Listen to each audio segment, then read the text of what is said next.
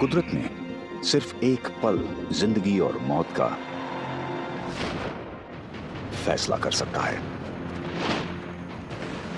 समय को थामकर हम इन अनदिखे पलों को तफसील में जान सकते हैं, जो जुड़े होते हैं अनोखे जानवरों के हैरत अंगेज तौर तरीकों से।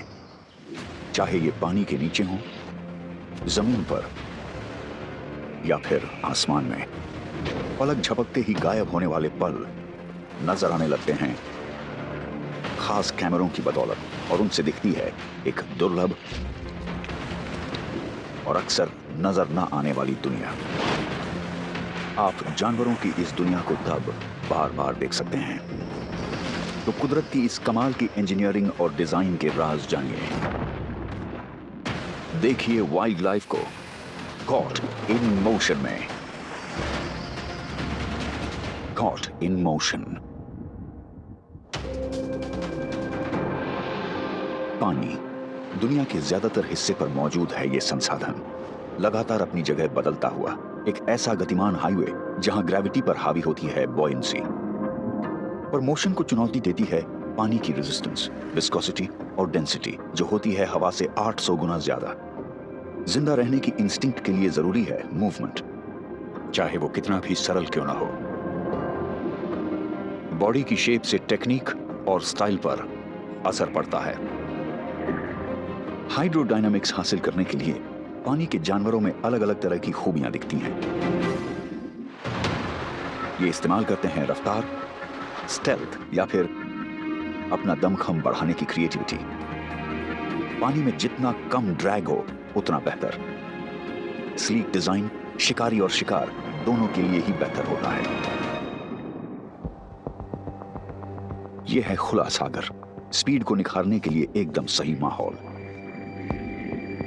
ये सेलफिश पूरी रफ्तार पर जा रही है। इसे समुद्र का सबसे तेज रफ्तार जीव माना जाता है। कुदरत ने इस जानवर को बनाया ही रफ्तार के लिए है। इसकी बॉडी होती है लंबी और स्ट्रीमलाइंड। इसका मजबूत लचीला स्केलेटन आपस में जुड़ा होता है मसल से, और इसका दिल ज्यादातर मछलियों से तिगुने आकार का होता है। इसके बेहद एफिशिएंट गिल्स इनके गर्म खून को ऑक्सीजन से टर्बो चार्ज करते रहते हैं। शरीर की अंदरूनी हीटिंग बेहतर रिस्पॉन्स टाइम्स के जरिए इन्हें बनाती है दमदार तैराक, और बेहतर बनाती है इनकी नजरों को। ज्यादा गर्म रेटिना के जरिए ये रोशनी की जरा सी चमक के प्रति भी बेहद सेंसिटिव हो जाती है, जिससे ये अजीब ढंग से तैर रहे शिकार के करीब पहुंचती जाती हैं। ये घटना दुर्लभ है। मेक्सिको के तट के करीब सेलफिश का एक बड़ा सा झुंड शिकार करने के लिए इकट्ठा हो गया है। जब ये गश्त लगाती हैं तो इनकी सेल इन फिन ग्रूव में बदलकर ड्रैग को कम कर देती है। जाहिर है अब ये हमले की मुद्रा में है।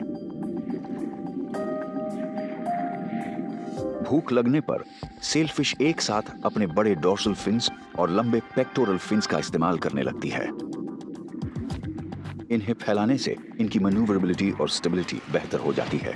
अपने सेल को तेजी से झटक कर ये पलक झपकते ही मुड़ जाती है। सेल को ये बड़े जोरों से किसी ब्रेक की तरह पानी पर इस्तेमाल करती हैं। किसी मॉब की तरह काम करते हुए ये समुद्री शिकारी अपने विशाल सेल्स का इस्तेमाल करती हैं और शिकार को घेर लेती हैं।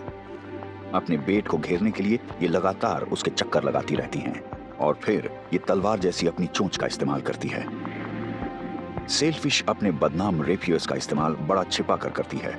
इसका श्रेय जाता है इनके सेल को।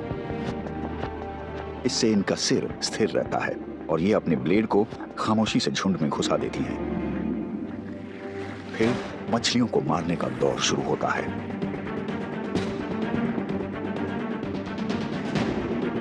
बेट फिश को मूवमेंट से डर लगता है, इसलिए बड़े ब्लोज के लिए सिर के हल्के झटकों का इस्तेमाल किया जाता है। सेलफिश का स्कल किसी तलवार के हिल्ट जैसा होता है।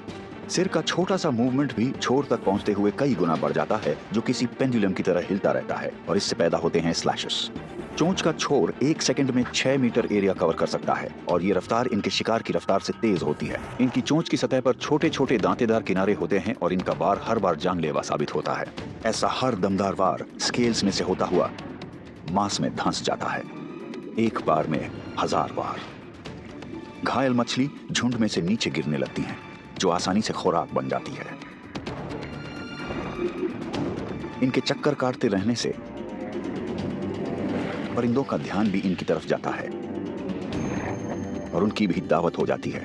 समुद्री पक्षी भी पानी में गोता लगाते हुए शिकार को हथियाने लगते हैं, पर ज्यादातर मछलियां सेलफिश के हाथ ही लगती हैं। ये बड़ी महारत से ये काम करती हैं और इस दौरान कई एलिमेंट्स का एक साथ इस्तेमाल किया जाता है।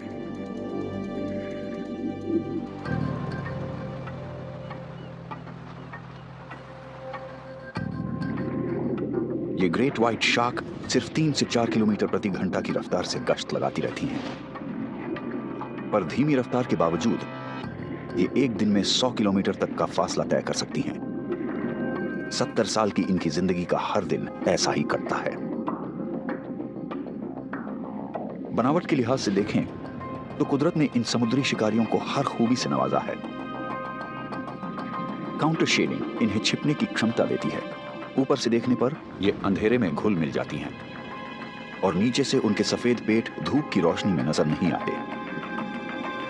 कुदरत ने ड्रैग को घटाने के लिए इनके शरीर को सख्त और मस्कुलर बनाया है। शार्क्स के शरीर का फ्रेम हल्के लचीले कार्टिलेज से बना होता है, हड्डियों से आधा डेंस। इससे बचने वाली ताकत के जरिए ये तैरने में ज्यादा ताकत लगा पाती है। इनकी ये खूबी पंख जैसे सख्त फिन्स और टेल से और बेहतर हो जाती है, जो कमाल की लिफ्ट पैदा करके इन्हें आगे की ओर बढ़ाती है। साथ ही कुदरत ने इन्हें 6 गजब की सेंसेस भी दी है।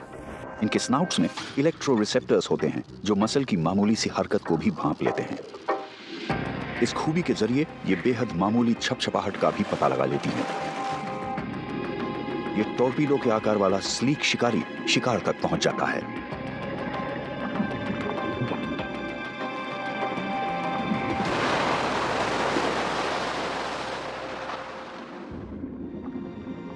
इस कमाल के पावर प्ले का एक खास नाम है पोलारिस अटैक। शिकार पर नजर गड़ाने के बाद ये ऊपर की तरफ छलांग लगाती है।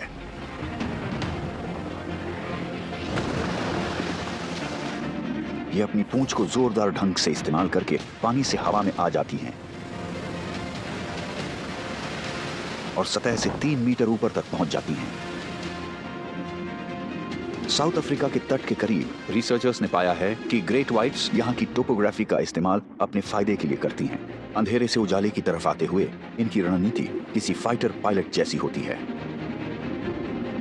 और इस समय इनका कोण होता है करीब 45 डिग्री।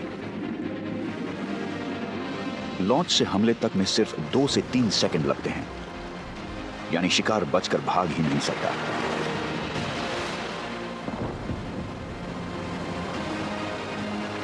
और ये 1 सेकंड से जरा ही ज्यादा हवा में रहती हैं। ये एक्शन है तो शानदार, पर है खर्चीला। ब्रीचिंग में काफी ताकत लगती है, पर किसी मोटी ताजी खुराक के मिलने के मौके 50-50 होने के कारण ग्रेट व्हाइट्स ये दांव खेलती हैं। नाकाम ब्रीचेस के बाद सतह पर हमला किया जाता है।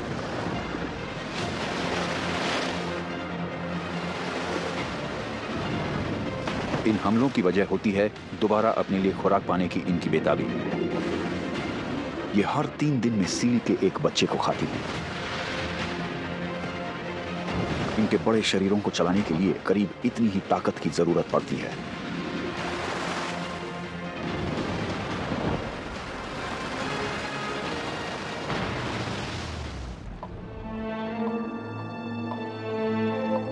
उथले पानी में रफ्तार और ताकत की जगह लेती हैं कुछ ज्यादा चतुराई भरी रणनीतियां। यहां एक शिकारी एक बिल्कुल अलग तरीके से रफ्तार का इस्तेमाल करता है। ये इतनी तेजी से हरकत करता है कि मछलियां जैसे गायब हो जाती हैं। इस हैरत अंगेज कारनामे में एक जीव को महारत हासिल है। ये अजीबोगरीब सी दिखने वाली स्टोन फिश अपनी असली महारत को छिपाए रखती हैं। ये महारतें हैं कैमोफ्लाज, खुद को छिपाना और हमले की रफ्तार। सिर्फ 15 मिलीसेकंड में ये शिकार का काम तमाम कर देती है। उसके बाद अगले हमले तक बचता है सिर्फ रेत का एक बादल। स्टोनफिश का गला बड़ा अजीब सा दिखता है। इसमें खाल की परतें होती हैं जो पलक झपकते ही उसे गुब्बारे की तरह फुला देती हैं, जिससे उनके मुंह का वॉल्यूम काफी बढ़ जाता है। ट्रिगर होने पर इन थ्रोट प्लीट्स के फैल जाने से एक जबरदस्त सक्शन इफेक्ट पैदा होता है। मुंह के अंदर और बाहर के माहौल के बीच के प्रेशर में इतना भारी अंतर होता है कि उसके नतीजे में शिकार अंदर खींच जाता है। ये शिकारी रीफ और आसपास के मलबे के हिसाब से ढल जाते हैं और सामने होने पर भी नजर नहीं आते। घात लगाकर शिकार करने वाले ये जीव इंतजार करते रहते हैं और शिकार के बहुत करीब आने पर ही हमला करते हैं।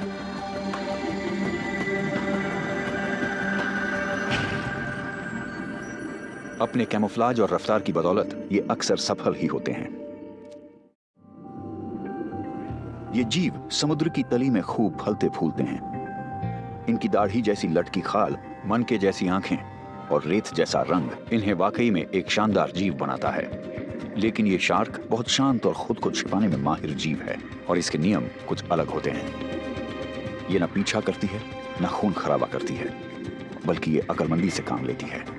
कार्पेट शार्क्स को वॉबिगोंग्स भी कहा जाता है और ये धोखा देकर शिकार करने वाले जीव हैं। ये शातिर जीव अपनी खुराक को लुभाकर अपने करीब लाते हैं और ये आकर्षण होते हैं हिलते डुलते रहने वाले टेंड्रिल्स।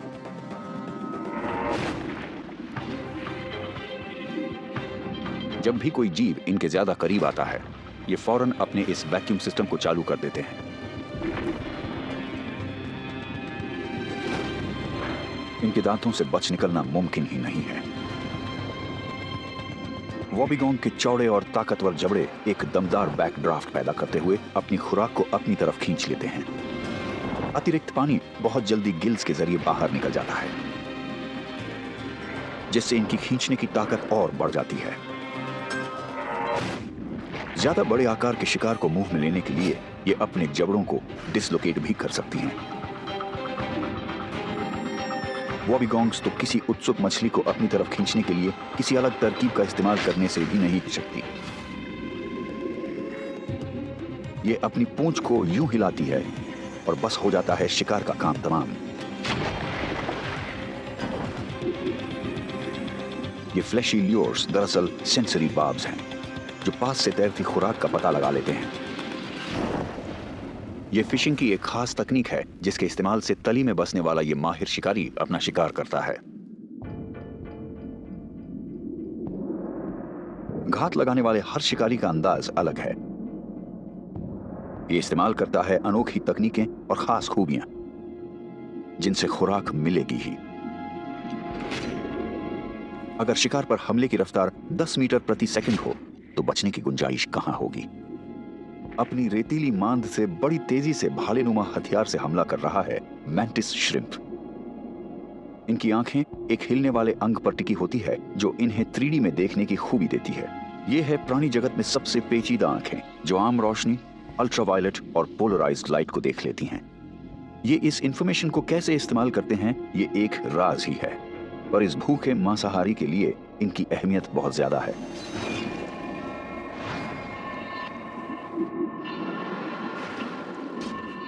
हमले का शिकार होने पर कोई भी इन क्रस्टेशियन से बच नहीं सकता। इनके रैक्टोरियल एपेंडेजेस पर लगे हुक ये बात पक्की करते हैं। बार्ब्ड टिप वाले इनके खतरनाक स्पाइक्स के कारण इनकी पकड़ और मजबूत हो जाती है।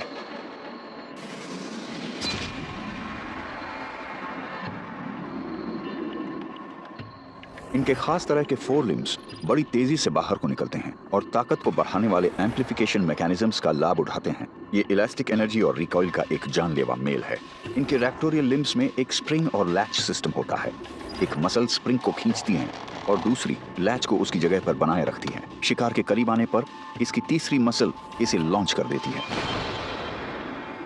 मैंटिस श्रिम्प की 450 से भी ज्यादा प्रजातियां होती हैं और ये 2 हिस्सों में बटे हैं।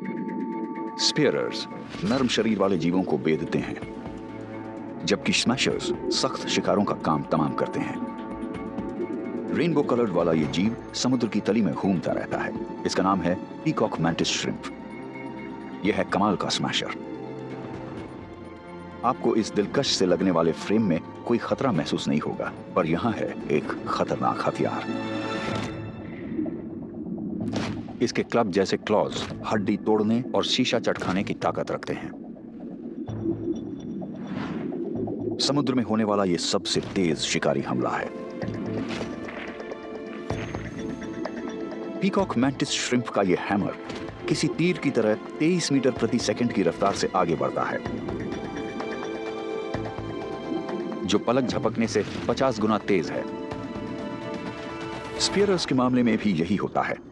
लैच्ड क्लॉ में मौजूद एनर्जी इसके रिलीज होने पर क्लब तक पहुंच जाती है। इससे कुछ वक्त के लिए आसपास का पानी उबल जाता है और उसका तापमान हो जाता है सूर्य की सतह के बराबर। क्लब के हमले के बाद तबाह करने वाले कैविटेशन बबल्स किसी आतिशबाजी की तरह फटते हैं। इस वजह से सख्त शेल्स और एक्सोस्केलेटन्स भी चटक जाते हैं। बेहद तेज ये हमले साउंड बैरियर को भी तोड़ देते हैं और इससे पैदा होते हैं ऑडिबल पॉप्स। यहां क्रैब और इस दमदार जीव के बीच मुकाबला हो रहा है। श्रिम्प की रफ्तार और ताकत का कोई मुकाबला नहीं और ना ही ये कोई रहम करता है। उथले इलाके खतरों से घिरे होते हैं और अमेज़न बेसिन की इस नदी की सतह का भी यही हाल है। संकल्प शक्ति और भूख जन्म देती है हैरतअंगेज कारनामों को। एरोवानास पानी के बाहर भी शिकार कर सकती हैं।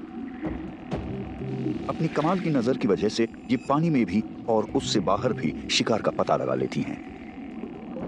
हमले के लिए तैयार हड्डी जैसी सख्त जीभ वाली ये मछलियां अपनी ताकतवर पूंछ को जोरों से हिलाती हैं। इससे इनके शरीर के आसपास लहरें बनने लगती हैं। इससे ये पानी के रेजिस्टेंस पर जीत हासिल करके 2 मीटर तक उछल जाती हैं।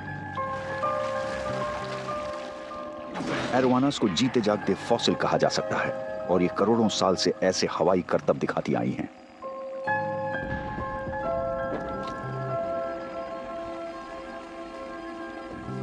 ये ग्रेविटी को मात देने वाला एक कमाल का कारनामा है।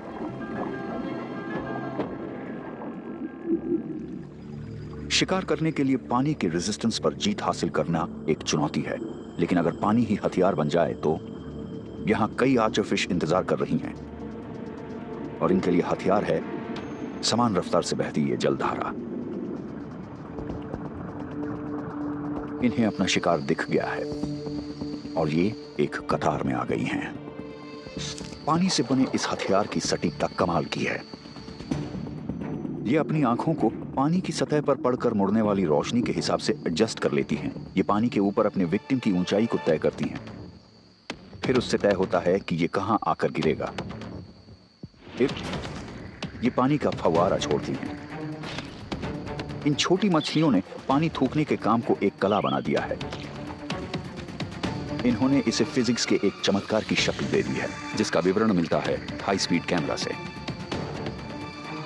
रिसर्चर्स ने पता लगाया है कि पानी को बूंदों की शक्ल में तोड़ने के बजाय आर्चर फिश के मुंह से निकलने वाले पानी की जेट की रफ्तार धीरे धीरे बढ़ती जाती है। आर्चर फिश के सिर का नुकीला आकार इस अनोखे जेट को मुमकिन बनाता है। इसका संकरा मुंह किसी गन के बैरल की तरह काम करता है। पानी को निगलते हुए ये मछली अपने हथियार को जैसे लोड कर लेती है। फिर अपने होठों को दबाते हुए ये एक तेज फुहार छोड़ती है। धारा के पिछले हिस्से को ज्यादा तेजी से छोड़ा जाता है, जिससे ये छोर के साथ मेल खा जाता है। उगलने के दौरान ये मछली अपने होठों को और कसकर प्रेशर को बढ़ा देती है। ये फॉरवर्ड मोशन इस जेट के अगले हिस्से को किसी बलून की तरह भरने लगता है और इसके नतीजे में शिकार नीचे गिर पड़ता है। इस जेट की रफ्तार और साइज शिकार से टकराने तक बढ़ती जाती है।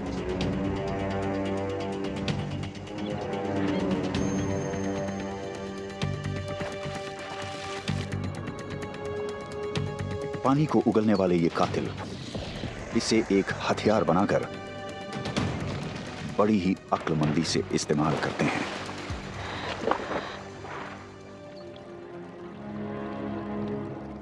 हवा और पानी के किनारे यानी सतह पर चमत्कार हो सकते हैं। यह है पानी पर चलना, एक सुपरनैचुरल कारनामा कम, एक साइंटिफिक चमत्कार ज्यादा, जो मुमकिन होता है सरफेस टेंशन से। यह अस्थिर रेस ट्रैक सिर्फ हल्के वजन वाले जीवों के लिए है, जैसे कि विशाल वाटर स्पाइडर्स। पानी के कण हर दिशा में एक दूसरे से चिपके होते हैं। सतह पर मौजूद कणों के ऊपर कुछ नहीं होता, तो ये अपने पड़ोसी कणों से बड़ी मजबूती से चिपककर एक पतली और लचीली फिल्म बना लेते हैं। जब ये जीव सतह पर चलते हैं तो एक गड्ढा बन जाता है, जिससे इन्हें आगे बढ़ने के लिए सहारा मिल जाता है और ये आगे बढ़ जाते हैं। आगे बढ़ते वक्त मकड़ी अपनी पिछली टांगों को स्टैटिक रखती हैं, जिससे ये किसी हाइड्रोफॉइल की तरह काम करती है। इससे मकड़ी को लिफ्ट मिलती है, ड्रैग घटता है। ये एक बड़ा ही नाजुक संतुलन होता है, जिसे ये अपनी लंबी और दूरी तक पहुंच सकने वाली टांगों को फैलाकर अपने शरीर के वजन को समान रूप से डिस्ट्रीब्यूट करके हासिल करती हैं। इसके अलावा इनकी टांगों के छोर पर मौजूद छोटे छोटे वैक्सी हेयर्स या टांगों के बालों में फंसी हवा के पॉकेट पानी को दूर रखते हुए इन्हें सूखा बनाए रखते हैं। फिशिंग स्पाइडर्स पानी के किनारों पर टिके रहते हैं। ये होता है इनका लिक्विड वेब। ये अपनी अगली टांगें फैलाकर और सेंसिटिव बालों को एक्टिव रखते हुए पानी की सतह पर होने वाली हलचल को भांपने के लिए तैयार रहते हैं और मौका मिलते ही उसका पूरा फायदा उठाती हैं। और ये शिकारी फिर से किनारे पर बैठ जाता है।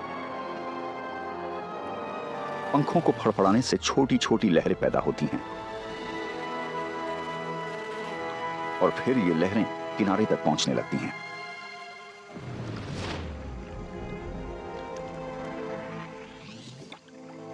इसके बाद बड़ी फुर्ती के साथ इस डरावने डांस का अंत कर दिया जाता है।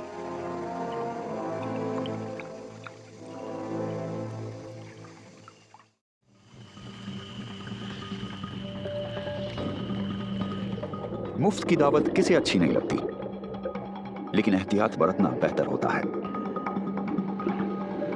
छोटी मछलियों को कीड़ों के लार्वी बहुत अच्छे लगते हैं। कामयाबी से सुरक्षा को लेकर गलतफहमी हो सकती है और ये रेप्टाइल इसी एहसास पर निर्भर कर रहा है। एक स्नैपिंग टर्टल अपना मुंह खोलकर बैठ गया है। इसने अपना बेट लगा दिया है।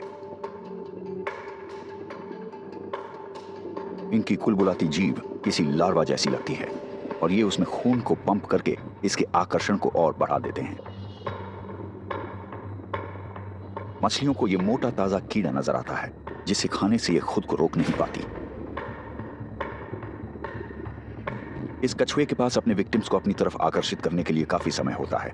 स्नैपिंग टर्टल्स करीब 1 घंटे तक अपनी सांस रोक कर रख सकते हैं।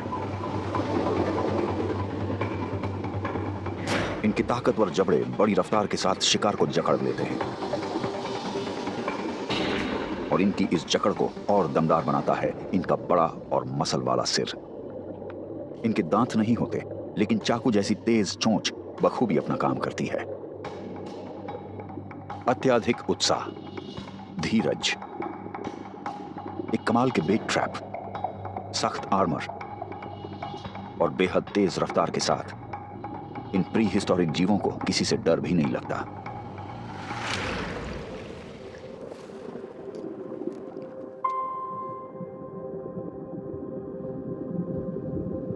इतने ही दिलकश हैं इंतजार करने वाले ये शिकारी जीव। इन्हें कहते हैं फ्रॉग फिश या एंगलर फिश और ये पूरी दुनिया में उथली टेम्परेट जलराशियों में पाई जाती हैं। ये तैरने के बजाय समुद्र की तली में चलना पसंद करती हैं। इनके फिन्स इनके पैर बन गए हैं और स्थिरता के लिए इनमें पैर की उंगली जैसे अंग भी मौजूद हैं। ये कैमोफ्लाज में बेहद माहिर होती हैं। ये रंग बदल सकती हैं और इतने लंबे समय तक एक जगह भी टिकी रह सकती हैं कि एल्गी से ढक जाए। लेकिन सिर्फ यही इनकी इकलौती प्रतिभा नहीं है। ये सिर्फ 6 मिलीसेकंड में शिकार को गायब भी कर सकती हैं। शिकार को निगलते वक्त ये अपने मुंह को आम आकार से 12 गुना तक ज्यादा खोल सकती हैं।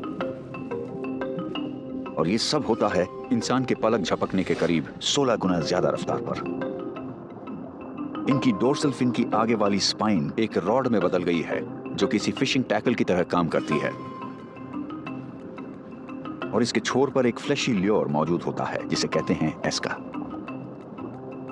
इनकी हर प्रजाति के पास एक अनोखा बेट होता है जिसे हिलाते हुए ये इंतजार करती रहती है।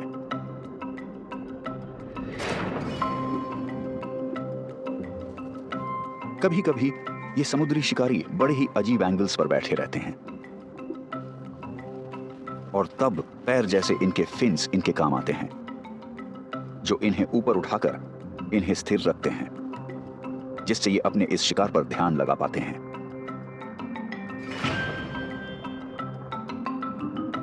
इनके सामने अपने बेट के गुम हो जाने का कोई खतरा नहीं होता, क्योंकि शिकार इनकी पकड़ में आ ही जाता है।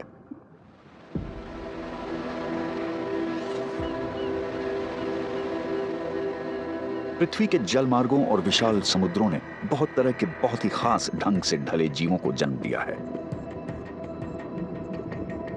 इनकी बनावट और इनमें आए बदलाव इतने अनोखे हैं कि ये किसी और ही ग्रह के जीव मालूम होते हैं। इस जीव ने खुद को छिपाने का जो तरीका विकसित किया है, उससे कोई इसे कोरल समझ सकता है, और खुद को छिपाने में माहिर इस जीव के लिए ये एक बहुत बड़ी खूबी है। ये है ब्रॉड क्लब कटलफिश। ये अपने रंग और अपनी खाल के टेक्सचर को बदल सकती हैं, और इन सेफेलोपॉड्स के लिए जिंदगी धोखाधड़ी की एक कहानी जैसी है। इनके शरीर पर क्रोमेटोफोर्स कहलाने वाले लचीले पिगमेंट सैक्स होते हैं, जिनके जरिए ये पलक झपकते ही अपनी शक्ल और सूरत बदल सकती है। इन्हें बदल सकने वाली ये खूबी इन्हें शिकारियों से दूर रखती हैं और शिकार से छिपाए भी रखती हैं। लेकिन इनमें कुछ और भी अनोखी खूबियां हैं। क्रूज मोड में ये अपने फिन्स को अपने शरीर की साइड में हिलाती रहती हैं और आगे बढ़ती रहती हैं। लेकिन अगर कोई खतरा पेश आए तो इनके शरीर में एक जेट पैक होता है, जिसके जरिए ये तेजी से पानी छोड़कर झटपट 9-2-11 हो सकती हैं। इनकी हमला करने की रफ्तार प्रभावशाली है और बड़ी हैरान करने वाली भी। इनकी ये खूबी आपको साइंस फिक्शन हॉरर फिल्म जैसी लगेगी। झपट्टा मारो और पकड़ लो। इसके आगे को बढ़ सकने वाले टेंटिकल्स बाहर निकलते हैं और शिकार पर अपनी जानलेवा जकड़ बना लेते हैं। धीमी रफ्तार पर देखने से इसमें कैमिलियन जैसी एक और खूबी नजर आती है। ब्रॉड क्लब कटलफिश को नाम मिला है अपने फीडिंग टेंटिकल्स के छोर पर मौजूद सकर वाले चौड़े पैड्स की बदौलत। हर क्लब में सकर्स की 8 कतारें होती हैं और बीच में ये सबसे बड़े होते हैं।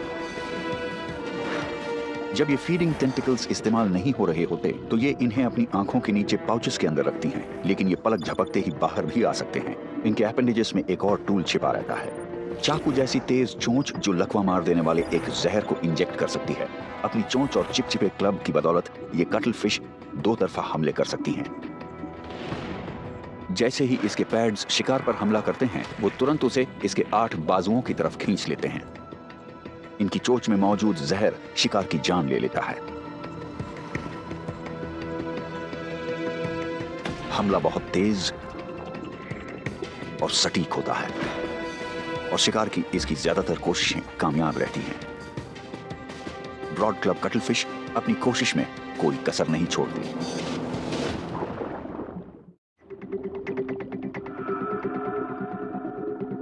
इंडो पैसिफिक की ट्रॉपिकल समुद्री जलराशियों में एक स्लिंग जॉ रैस कोरल में गश्त लगा रही है। इसकी शिकार बेफिक्री से इसके आसपास तैरती रहती हैं, पर तभी ये अपना हथियार निकाल लेती है।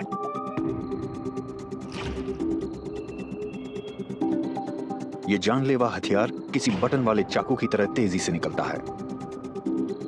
इसकी रफ्तार होती है 10 G के बराबर, यानी किसी रॉकेट लॉन्च से भी 3 गुना। ये मुश्किल पहुंच वाली दरारों के लिए बेहतरीन है। अपना पेट भरते समय स्लिंग जॉ रैस अपने मुंह को तेजी से आगे निकालकर अपनी पहुंच को दोगुना कर लेती है। इसे एक मैकेनिकल लिंकेज सिस्टम का बायोलॉजिकल स्वरूप कहा जा सकता है।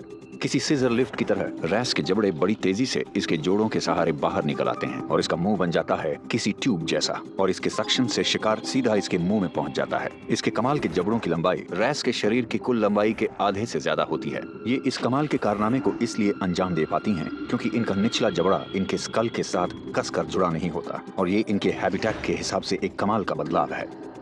और जब ये इसका इस्तेमाल करती है तो आसपास मौजूद कोई भी शिकार बच नहीं सकता। मछलियों के लिए पानी ही उनका इकलौता घर होता है, पर कई जीव जिंदा रहने के लिए पानी और जमीन दोनों पर ही निर्भर करते हैं। एम्फीबियस जीव इन दोनों ही जगहों पर रहते हैं। ऐसा ही एक पहेलीनुमा जीव ऑस्ट्रेलिया की जलराशियों में मिलता है। यह है प्लैटिपस। शर्मीला, दिखने में पुराने दौर का, और इसकी थूथन लगती है बड़ी ही दिलचस्प। कुदरत ने इन मोनोट्रीम्स को बनाया है पानी में रहने के लिए। इनकी महीन और डेंस फर इन्हें इंसुलेशन भी देती है और बॉयंसी भी। ये इकलौता ऐसा मैमल है जो अपने अगले पंजों को एक रोइंग मोशन में इस्तेमाल करता है। झिल्ली वाले ऑटर जैसे इसके अगले पंजे इसे थ्रस्ट मुहैया कराते हैं। गोता लगाता कोई प्लैटिपस एक स्ट्रीमलाइंड पोजीशन अपना लेता है।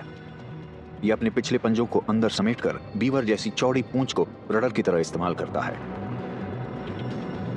पानी में उतरने के बाद इनकी आंखें, कान और नथुने बंद हो जाते हैं, पर ये फिर भी रास्ता ढूंढ सकते हैं। कुदरत ने प्लैटिपस को एक सुपर पावर, एक सिक्स्थ सेंस दी है। इनकी नर्म थूथन में रिसेप्टर सेल्स होते हैं जो प्लैटिपस को उन मामूली हलचलों और इलेक्ट्रिक सिग्नल्स का पता लगाने में मदद करते हैं जो इनका शिकार छोड़ता है। आसपास के माहौल में प्रेशर और मूवमेंट में बदलाव को इनके खास रिसेप्टर्स, मैकेनो रिसेप्टर्स भांप लेते हैं, जबकि इलेक्ट्रो रिसेप्टर्स इलेक्ट्रिकल एक्टिविटी का पता लगाते हैं। ये तब होती है जब इनका शिकार अपने मसल्स सिकोड़ता है और अपने सर को इधर से उधर हिलाकर ये जो जानकारी हासिल करते हैं उससे अपने शिकार की सही लोकेशन भी जान जाते हैं। गाद यानी सिल्ट में छिपे होने के बावजूद फ्रेश वाटर श्रिम्प और कीड़े किसी प्लैटिपस की थूथन से बच नहीं पाते। इसका रेडार सिस्टम कभी नाकाम नहीं होता। प्लैटिपस में कई अनोखी खूबियां होती हैं, तो इसे कुदरत का हैरतअंगेज करिश्मा कहा जा सकता है।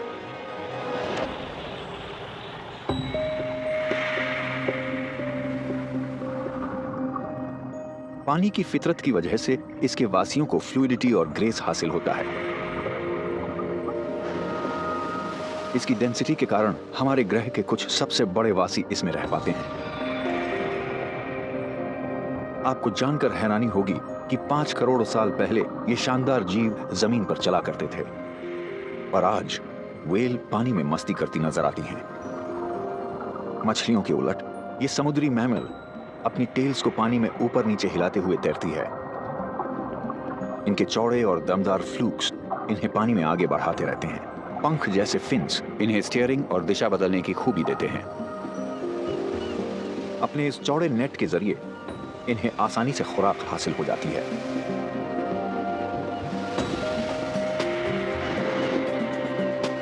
पर इनके छोटे रिश्तेदारों को ज्यादा मेहनत से और ज्यादा स्मार्ट तरीके से काम करना होता है। इनके लिए साइज कोई बड़ी बात नहीं होती, क्योंकि ये निर्भर करती हैं कमाल की इंटेलिजेंस और तैरने की खूबी पर। डॉल्फिन अपनी स्मूथ और स्ट्रीमलाइंड बॉडी को पानी में आगे बढ़ाती है, अपने पिछले मस्कुलर हिस्से को हिलाते हुए। इनका थ्रस्ट और बढ़ जाता है इनके 2 चौड़े टेल फ्लूक से। साथ ही इनके मजबूत पेक्टोरल फिन्स इन्हें हाइड्रोडायनामिक लिफ्ट भी मुहैया कराते हैं। कुदरत ने इनकी बॉडी को परफेक्ट तरीके से डिजाइन किया है, तो ये बड़ी तेजी से और आसानी से तैर पाती हैं। पर हर चीज को ताकत चाहिए।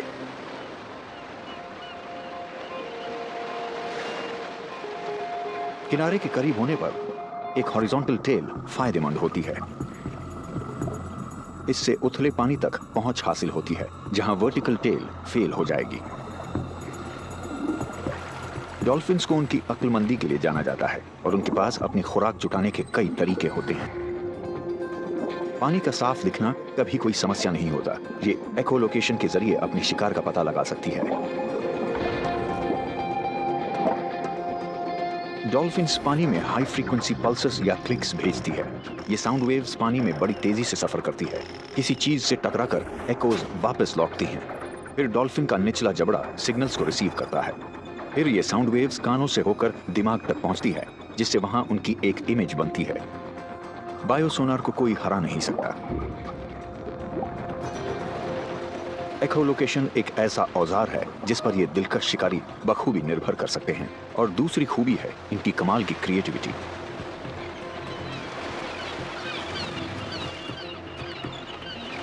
जमीन पर आकर ऐसे शिकार पकड़ना एक खतरनाक मगर एक दांव जैसी कोशिश होती है। मछलियों को उथले पानी की तरफ धकेला जाता है। उनके फंस जाने पर झुंड की बाकी डॉल्फिन हमला करती हैं।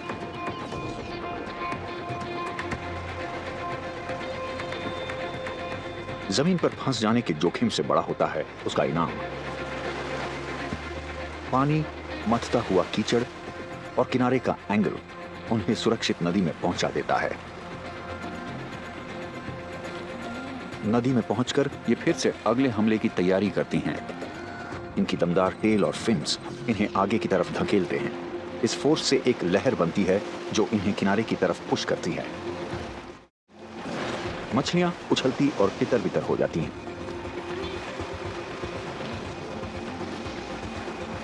और इस उथल-पुथल की तरफ ध्यान जाता है पक्षियों का। पर यहां मुकाबला कुछ खास नहीं होता। डॉल्फिन ज्यादा मछलियों को झपट लेती है और फिर लौट जाती है गहरे और सुरक्षित पानी में।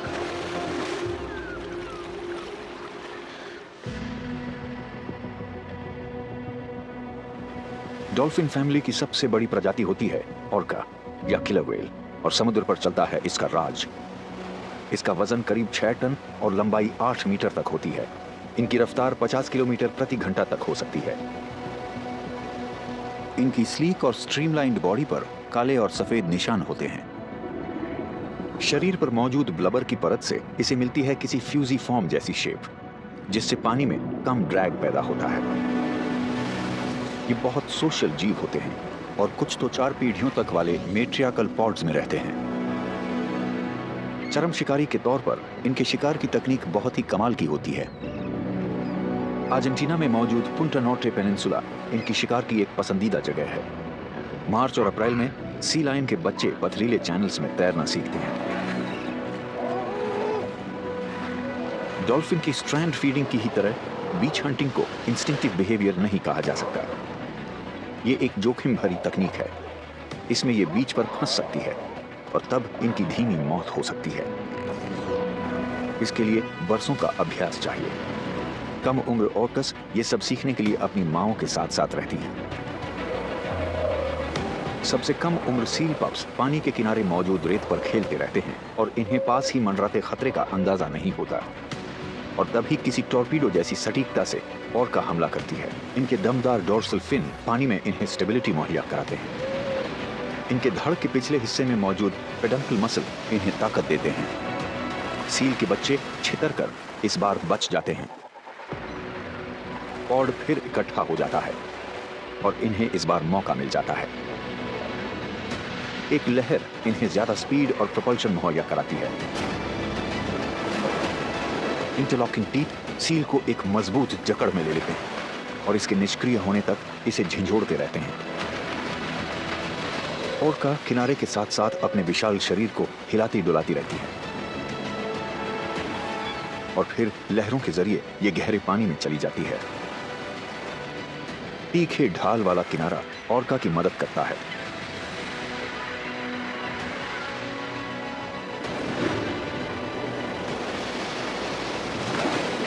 बच्चे आसपास ही रहते हैं, इस उम्मीद में कि शायद कुछ बचा खुचा मिले। शायद अगले साल ये इतने माहिर और ताकतवर हो जाए कि खुद शिकार को पकड़ सकें।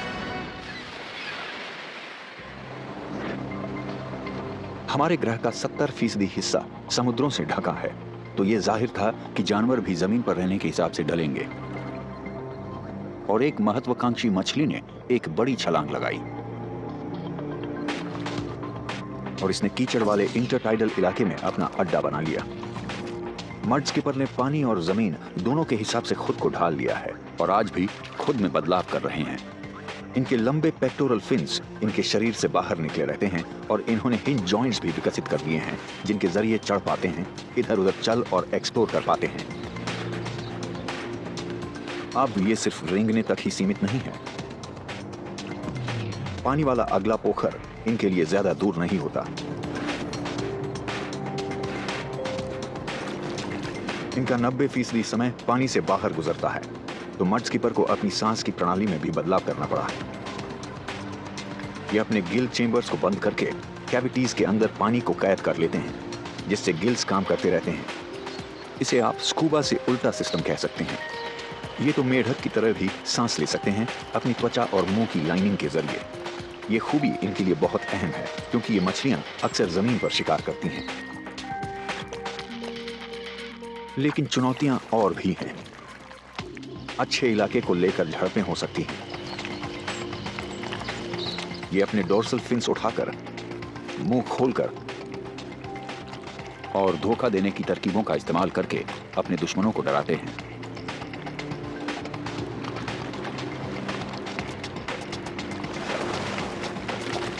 जीतने वाला अपनी जगह टिका रहता है और इसे नदी किनारे अपना अड्डा मिल जाता है। समुद्रों और जल मार्गों ने जीवन को पनपने का मौका दिया और कुदरत ने जीवों को इधर उधर आने जाने के अनोखे तरीकों से नवाजा।